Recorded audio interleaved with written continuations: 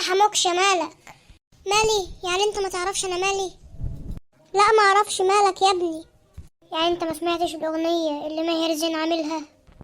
يا عم انا سمعت عنها بس ما سمعتهاش. اكيد يعني بيقول على النبي حاجات كويسة. حاجات كويسة؟ يا ريت يا احمد. ليه يا ابني؟ هو قال ايه؟ والله لو ينفع اقول لك كنت قلت لك. هو قال كلمات وحشة قوي كده؟ كلمات وحشة بس؟ ده بقى يشغل تطبيل واغاني، ده ولا اكنه اعلان يا جدع.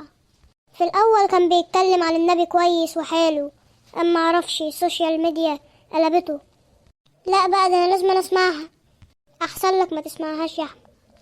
هسمعها يا ابني عشان اعرف ارد عليك.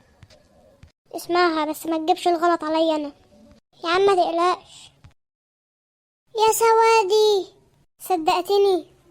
اه صدقتك، بس دولت الخنازير مش ماهر زين.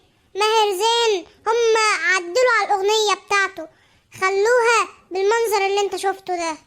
اللي هو بيقوله ده لازم يتحاكموا قانونا.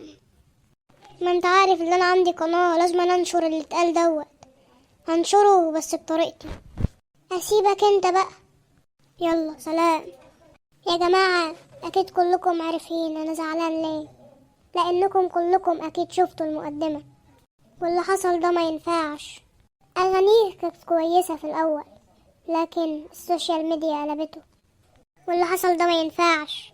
ده ولا اكنه بيتريق على واحد صاحبه، ولو كان بيتريق على واحد صاحبه ما كانش هيقول كده، ولازم يتعرض للنيابة.